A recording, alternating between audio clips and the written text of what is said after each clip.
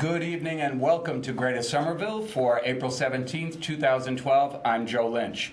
My guests tonight are representatives from the Elizabeth Peabody House, founded in 1896 by Boston educational reformer Elizabeth Peabody to assist immigrant families with basic needs and educational opportunities.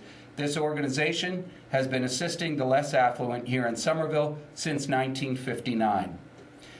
Located on Broadway in the Winter Hill District, the Elizabeth Peabody House lists amongst the individuals it has assisted such well-known personalities as Leonard Nimoy of Star Trek fame. With its origins in the Old West End of Boston, it has been at the forefront of helping folks from all walks of life here in Somerville, in Boston, and at its campus in Sharon, Massachusetts.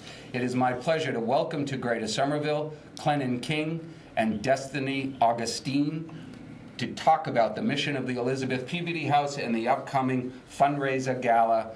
More information to follow, but welcome to both of you. Thank you so much. You know, when we talked before the show, you gave me a great piece of information, and I loved hearing it. You've already decided, at 12 years old, you've already decided where you're going to go to high school. Yes, I have. Tell the folks at home. Well, I would like to go to St. Clement's High in Somerville, Massachusetts. It's a really good school, and my parents have looked into it, and I'm just very excited to learn more about it. Now, what's the connection between you and I?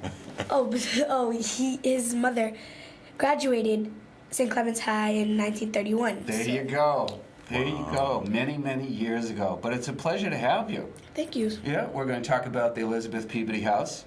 We might let Clennon in on a little bit of camera time. What do you think? I think we should just squeeze him out of the picture. We're not going to be able to do that, because he's sitting right over our shoulder, Destiny. But Clennon, thank you so much for coming in tonight. Thank you so much, Joe, for inviting both Destiny and myself. It's my pleasure. Yeah, I'm here to fill some big shoes because, of course, Selwyn Chambers, the executive director of the Elizabeth Peabody House, was not able to make it this evening, and he asked me to appear in his stead. So, yeah, great. I'm doing the honors. Let's do a little quick primer for the folks at home. Elizabeth Peabody was an educational reformer in Boston, and she started the endowment, or in her memory, it was the Elizabeth Peabody House started in the Old West End of Boston. Yeah, essentially, she was born in 1804, and she died in 1894. So she lived almost 90 years, and her claim to fame more than anything else was that she founded the very first kindergarten in the United States. That is, in first English-speaking kindergarten, and it was on Beacon Hill. And so she created basically a new industry for women who otherwise didn't really have a professional sort of aspiration. Very limited employment during that time. Exactly, and she trained a lot of people. In fact, her the founding secretary of the organization, because the organization, keep in mind, did not start until after she died. A couple years after. 2 years after she died, they started it, and her founding secretary had a college here in town named after him. And the name of the secretary was a woman by the name of Lucille Wheelock. So Wheelock College, she was actually our founding secretary. And so really dynamic women involved in the education of the youth of this part of New England anyway, but really a countrywide movement with the establishment of kindergartens, establishment of women's colleges. Right. And really, to understand in very simple terms, what Elizabeth Peabody's claim to fame was, that at the time when she came along in the, basically her professional life at its height was in the 1860s. Sure. The bottom line was there was no emphasis on children below the age of six and below. She changed that. She basically changed that to the point where ultimately the United States government basically started providing, and this is her legacy, kindergartens, free kindergartens. And so a lot of women got together and they turned around and they decided 2 years after her death to basically create a memorial to benefit children who could not afford that. Right. And that happened to be across the Cambridge Street from where she lived, which was the West End. The West End. For the folks at home, I know that some of our viewers are older viewers and they remember where the West End is. I don't have any trouble finding the West End because for many, many years I lived in Boston, so I knew, the different parts. But if you're over around Massachusetts General Hospital and the massing of all of those apartment buildings, everybody's familiar with the sign. If you lived here, you'd be home by now. Charles River Park, that whole complex in there. At some point, a decision was made by the city of Boston called urban renewal.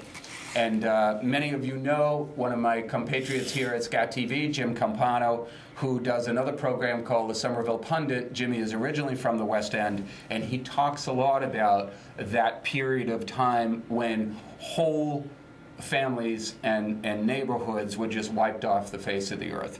All those people were displaced, and they put up, in my opinion, butt ugly high rises.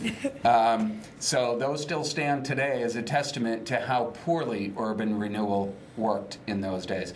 But very familiar with the North Slope of Beacon Hill, and then once you crossed over Cambridge Street, you were into the West End. That's right. So that's it's right. basically from the Boston Garden all the way down to Charles Circle and encompass that whole area where Mass General is, the old Charles Street Jail, all the way down to the Boston Garden. That's right, and in fact, the footprint where you talked about the sign, if you were home, if you lived here, you'd be home now, that is actually the footprint where the Elizabeth Peabody House actually built their 7-story building in I believe it was 1912. Yep, early on, yeah. Yeah, and so they built it there, and the three things that they had there that were significant was, number one, the kindergarten. Number two, there were apartments for settlement workers, which are the early sort of social workers, if you will. Mm-hmm. They lived there to work in the poor neighborhood. And then the third one was, of course, the theater. Sure. And we produced out of the theater. Yeah. So that many, many things. When you go to the website, Clennon, I'm going to ask you a couple of times during the show to give the website for the Elizabeth Peabody House. It's teph.org.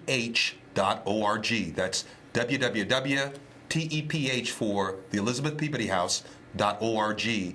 Or you can call 617-623-5510 to get more information about our programs as well as about the upcoming event. Terrific. And some of those early programs that were started after Elizabeth Peabody's death were the milk stations for kids and the poor, the free lunch program. During World War II, they did a lot of stuff with the immigrant families who were sending their young off to fight the war. They were doing a lot of support systems for them.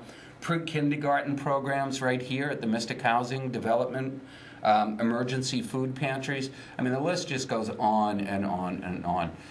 I'm not ignoring you. We're going to get to you at some point. We're going to talk about the camp down in Sharon. We're going to talk about your experiences. But I wanted to give some of the folks at home kind of the gist of what Elizabeth Peabody House actually does. So guess whose turn it's coming up to? Mine. There you go. So this young lady is 12 years old, Destiny Augustine. And you've been participating with the Elizabeth Peabody House right here in Somerville for how many years now? 6 years. 6 years. And you told me an interesting fun fact that your mom actually teaches. Yes, she does. Yeah. My mother, Yolanda Rivera, is a preschool teacher, or the Purple Room is what they call it. And explain that a little bit to me, what that is. So it's a preschool, and it has enrichment activities for the kids to learn right before they send them off to kindergarten and help them in learning more about what they're going to need to know. Okay, so it's kind of a prep. Everybody gets prepped. Yep. Kindergarten kids are getting prepped. Kindergarten kids going on to the first grade are getting prepped. So, Everyone gets prepped. Everyone gets prepped. And you told me another fun fact. How about some of your siblings? Well, most of my family has been incorporated with the Elizabeth Peabody House. My grandmother associates with the food pantry. Yep. My sister was a worker at our camp for the summer. And where my is brother, the camp located again? Oh, it's in Sharon, Massachusetts. And the name of it? is called Camp Gannett. Camp Gannett. Yep. And yes, most of my family has been going there for years and years. My brother, he's like a veteran there. Mm-hmm. So, yep, if anyone, I would suggest it to many kids around this area. So other than mom teaching there and some of your siblings going there, what else is it that attracts you to keep going back to some of the programs that they have there? Well, for the after-school enrichment, it is a great place to quiet down and finish your homework. After school, you have a lot of homework. It's a great place to talk to your friends and communicate with others, to learn more about other people. We play lots of sports. You learn how to do things, play basketball, really fun things at the after-school program here. Pre-programs for kids a lot younger than you now. Preschoolers. The preschoolers.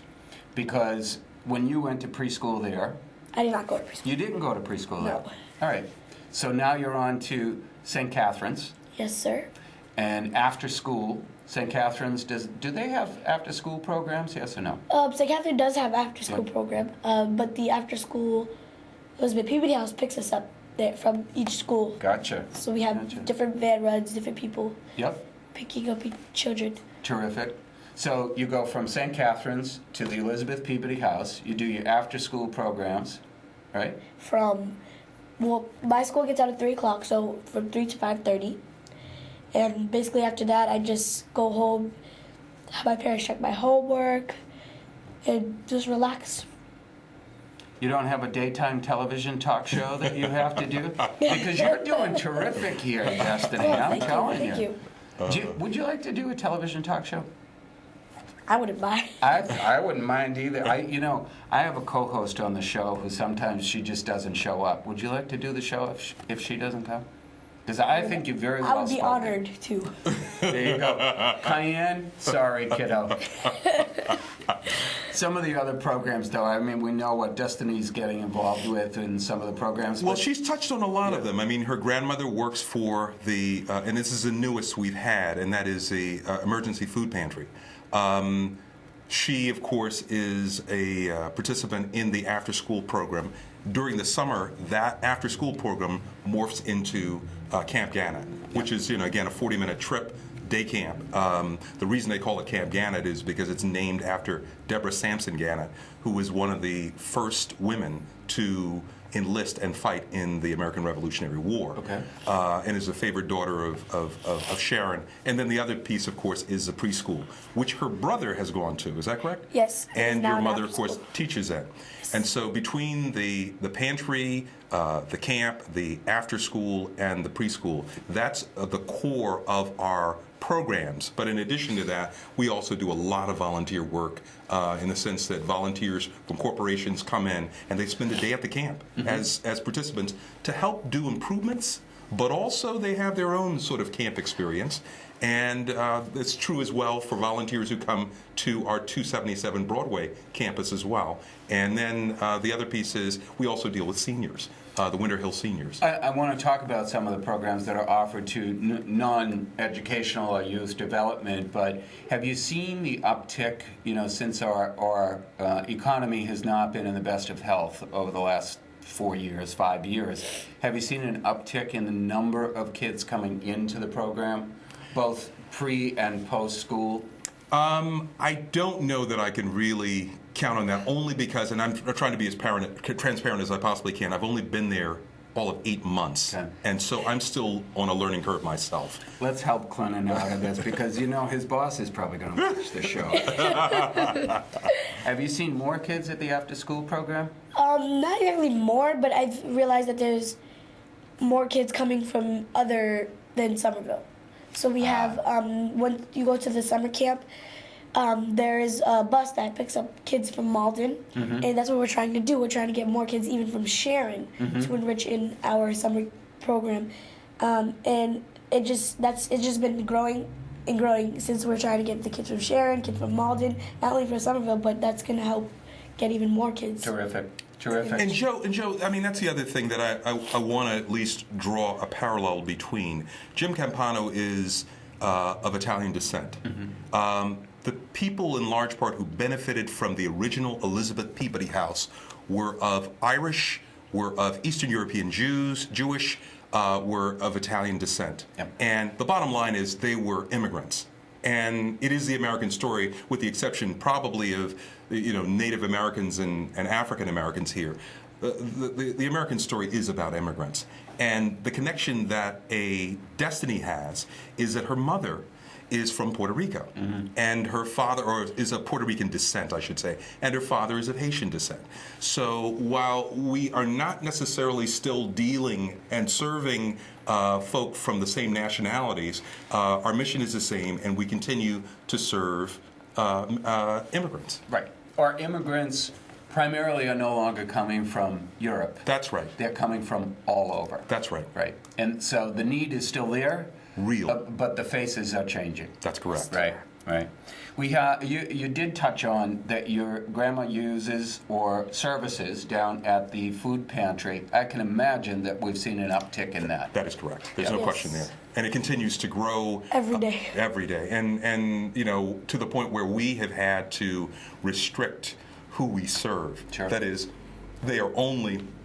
Well, we have flexibility regarding children we serve in the preschool and in the after school. That's not true with the pantry, the food pantry. The reality is we must restrict our focus to Somerville residents. And so therein the one caveat. And part of it is because, again, as you say, there is an uptick. The need is so great. Absolutely, it's Yeah. great. And how do we get the donations to the food pantry? Can you give some folks at home some information Well, about I mean, that? I think the best thing to do is contact a gentleman by the name of Paul Kuhn. Again, I give you the web address. You'll see his information there. It's www.teph for Elizabeth Peabody House, the Elizabeth Peabody House.org, or you can call 617-623-5510. Again, his name is Paul Kuhn, or anybody actually who answers the phone should know about the particulars of the food pantry. Terrific. We're going to put that information on the Greater Somerville website as well. I want to go back to Destiny for a minute. You talked about the camp. Yes. And some of the stuff that you folks do down there. You want to talk a little bit more about it? Sure. You've got 29 acres of summer camp down in Sharon. What goes on down at that summer camp? It's really fun for any kid. Could be from the age of 5 years old to the age of 13 years old, which is basically where our ages go to. Basically, we have a planned schedule for each group. And me, I'm in the oldest group called Group 5. And basically, it's a theme-based camp. And not only does it go from every week having a different theme, but there's our cabin names. It goes from our cabin names to our activities. So to start off our day, we get from the 40-minute drive, as you said, and we have our breakfast, which is a free breakfast. Either you could get that or get it yourself. And then we have our opening circle, which is just basically the 411 about what's going to go on through the week or through the day. And not Jedi, but our camp director, she will give us the theme, the word of the day. We'll have a leader of the day, and basically we go through that. We have our different schedule. You can either go to arts and crafts, making creative things, going swimming, having swimming lessons, or having just a fun time in the water with your friends, going to athletic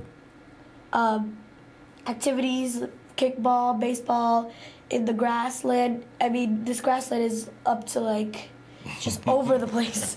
And we play wiffle ball. We play so many fun things in our grasslands. And our cabins basically are just for us to change, put our bags into. We have also cabin time, which is just to refocus in letting our group know what's going to be going on and how we feel about what's going on, because there can be drama sometimes between campers. There always is. There always is. But we all usually figure it out and just relax and just have a good time at our summer retreat camp. You know, I'm envious. You get to get out of the hot, sweltering city and down to Sharon every day. How long does the camp last? It comes from, I get there because my mom has to open the whole thing, so I'm at there at 7:30 in the morning. 7:30 in the morning. But usually it's from 8 to Around maybe 5:30. Okay. So basically, like, we leave the camp at around maybe 4:30, and basically wait for our parents to get to the camp. And as I said, the Malden kids, they get to take a bus back to their home. It's like there's a place where they meet up, like all the kids meet up, and the bus driver gets them from that place. There's the education of the young, making sure they got someplace to roam in the summertime. Exactly. And it's really, I recommend it for anyone out there. I recommend you sign your kids up or for our summer enrichment program and our after-school enrichment program. Well, tell them the website. Mostly everything at www.teph.org. Excellent. .org. And do you know the phone number? At 617-623-5510. Superb. Excellent. Superb. These are a lot of programs. I know that you depend somewhat on state aid for the revenue that the Elizabeth Peabody House needs. Based on what I'm looking up here, the revenue sources cover only about 50%, 60% coming in from the state. The rest, it's all up to the staff and the folks at Elizabeth Peabody House to seek out grants, to seek out United Way assistance, miscellaneous. But a lot of it comes through what you're now endeavoring, which is a fundraising effort for the Elizabeth Peabody House. You've got a gala coming up on May 3rd. And you're going to be honoring some folks who have been associated with the Elizabeth Peabody House in the past. Well, yes, we are. I mean, the ones we've been, the ones we're honoring, as you talk about, specifically to the Elizabeth Peabody House, we've actually named awards for them. Among them is the Winston Churchill Award. But we came to find out in my first 2 months here, I did a little bit of research and went to the Boston Globe, came to find out that in March 1932, Winston Churchill went and spoke at Boston Symphony Hall and donated the entire gate, all ticket proceeds, to the Elizabeth Peabody House. Keep in mind, we're 116 years old this month. Right. The other person, of course, as you mentioned earlier, who trained in our theater as a kid, as a child, I think his very first play was Hansel and Gretel, was Leonard Nimoy, who, again, was of Eastern European Jewish heritage. His father was a barber in the West End. And so there's the Leonard Nimoy Award. Then there's also the Jimmy Campano Award. This is specifically for people who actually either have done outstanding work among immigrants and children in either Somerville or in Sharon, where our two campuses are. And then the last person is the Mary J. Garland Award. And Mary J. Garland's kind of a sleeper, but she was a top protege to Elizabeth Peabody. And she came from Maine, and she trained under Elizabeth Peabody. And as soon as Elizabeth Peabody died, she began organizing to put together this thing called the Elizabeth Peabody House. This thing to honor her teacher, her mentor. And so all of the awards basically are for the same thing. The criteria is that we're looking to get people to nominate people who have done outstanding work among children and immigrant families. Children and immigrant families. The distinction between the awards, the Nimoy Award and the Winston Churchill Award, the Garland Award, and the Campano Award is more about demographic. And so for businesses, it's the Churchill Award. For people 64 and younger, it is the Leonard Nimoy Award. For 65 and older, it is the Mary J. Garland Award. And for people either in Sharon or Somerville, because he has ties to both, it's the Jimmy Campano Award. Yeah. Let me say a couple of words about Jimmy. Jimmy is, as I mentioned before, Jimmy is the host of a show called Somerville Pundit. And there is a beautiful article that was written on the Somerville Patch. It just appeared today, so I would highly recommend, when you think about Jimmy Campano has been a fixture here in Somerville for many, many years. But what a lot of people forget is that he did grow up in the West End. He did experience the urban renewal, the ripping apart of his neighborhood, and Jimmy's never forgotten that. And he's been honored by the city of Boston. He's been honored by the West End Museum, which is dedicated to preserving the memories for those folks who were displaced by the urban renewal in the West End.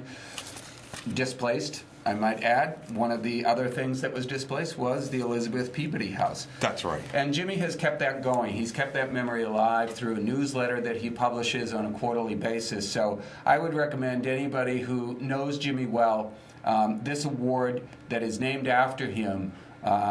It would be a great and terrific honor and tribute to Jimmy himself if you were to go on the website for the Elizabeth Peabody Award, with the Elizabeth Peabody House, and buy a couple of tickets for the awards night. Absolutely. So, Absolutely. let me just say that. Yeah. Now that I've been nice to you, Jimmy, you have to be nice to me. So. I'm sorry, Clinton. Go ahead about the awards.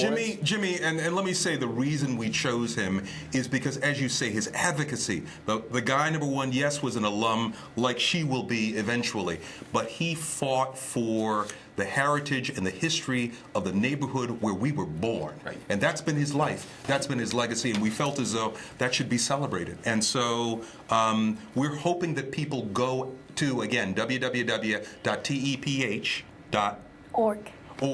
and basically go on and nominate people either in those awards. If you know a company that's done great work, or a senior that's done great work among children and immigrants, or somebody in Sharon or Somerville who's done great work, you could just write a 200-word statement in the field right there and go ahead and send it to us. And it would be great if you could also buy tickets. So that's really important as well. So it's May. It's May the 3rd. Third. Thursday, May 3rd from 6. Where? In Boston. And where's the location? Holiday Inn. Holiday Inn. In the Old West End. Yeah, that's where it is. On Cambridge Street. I knew that. Okay. Are you going to go? Do you get to go? Yes, I'm going. Yes, I'm actually going to be a guest speaker there. Superb. You mean to tell me I'm just the practice session that you're having? I think you're going to do terrific. Thank you. You are Thank a you. very, very poised young lady, and I think you're going to do terrific. Thank you. So you, St. Catherine's, on to St. Clement's, and then you told me that you have one of your siblings. We're going to have to wrap it up, but you have one of your siblings at Johnson and Wales. Yes, my sister goes to Johnson and Wales University to study hotel management. Yep. And I just want to give a shout out to my sister Tatiana Rivera, my mom Yolanda Rivera, my father Franzi Augustine, and my other siblings. You know who you are.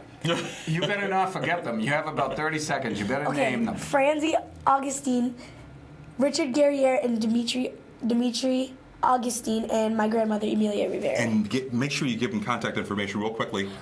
One more time, that is www.teph.org, or you can call 617-623-5510, or visit our after-school program at 277 Broadway. Destiny. It's destiny for you, kid.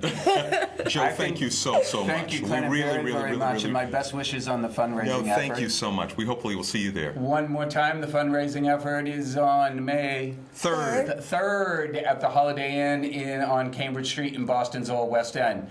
As always, Somerville, thank you for tuning in tonight. Thanks to my guests, Clinton King and Destiny Augustine. Good night, everybody.